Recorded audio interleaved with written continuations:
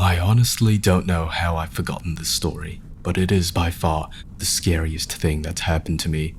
I guess maybe I've tried so long to forget about it that it just doesn't come to mind right away. As someone who spends literally all their time in the woods, you don't ever want to let yourself get scared of being alone or out in the middle of nowhere. That's why when you have experiences like this, you tend to just forget about them and move on. This is, to date, the only thing that's ever made me really seriously consider if this job is the right one for me.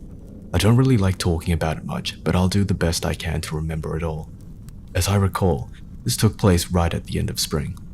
It was a typical lost child call. A 4-year-old girl had wandered away from their family's campsite and had been missing for about 2 hours. Her parents were completely despondent and told us what most parents do. My kid would never wander away. She's so good about staying close. She's never done anything like this before. We assured the parents that we'll do everything we can to find her, and we spread out like in a standard search formation. I was partnered with one of my good buddies, and we were sort of casually holding conversation while we hiked. I know it sounds callous, but you do sort of become desensitized when you've done this long enough. It becomes the norm, and I think to a certain extent, you have to learn to desensitize yourself in order to work this job. We search for a good 2 hours, going well beyond where we think she'd be, and we come out of a small valley when something makes us both stop in unison. We freeze and look at each other, and there's almost a sensation like a plane depressurizing. My ears pop, and I have this weird, odd sensation of almost having dropped about 10 feet. I start to ask my buddy if he felt that, but before I can, we hear the loudest sound I've ever heard in my life. It's almost like a freight train passing directly by us, but it's coming from every direction at once, including above and below us. He screams something to me, but I can't hear him over this deafening roar.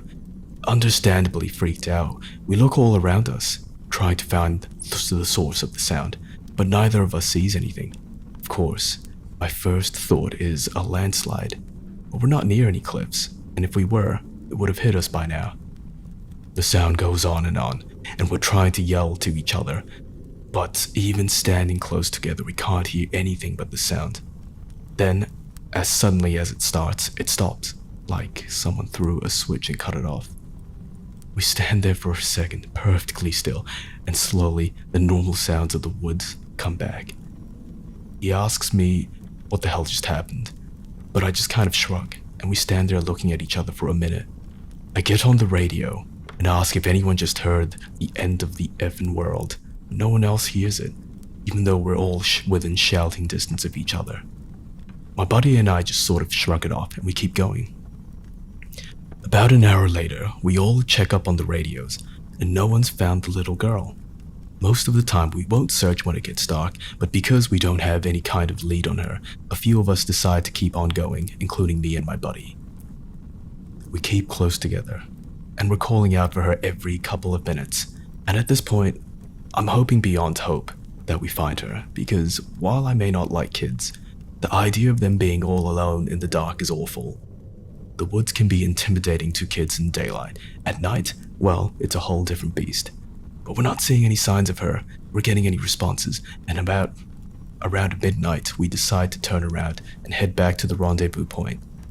We're about halfway back when my buddy stops and shines his light to the right of us, into a really thick deadfall, or a group of dead trees. I ask him if he's heard a response, but he just tells me to be quiet a second and listen. I do, and at the distance, I can hear what sounds like a kid crying. We both call the girl's name and listen for any kind of response, but it's just this really faint crying. We head in this direction of this deadfall and we go around it, calling her name over and over. And as we get closer to the crying, I start getting this weird feeling in my gut, like I tell my buddy that something isn't right. He tells me that he feels the same way, but we can't figure out what it is. We stop where we are and call the girl's name again. And at the same time, we both figure it out. The crying is on a loop. It's the same pitching sob, then wail, then quiet hiccup, repeated over and over It's exactly the same every time. Without saying another word, we take off running.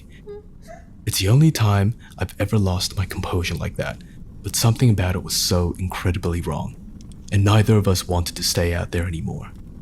When we got back to the rendezvous, we asked if anyone else had heard anything strange, but no one else knew what we were talking about.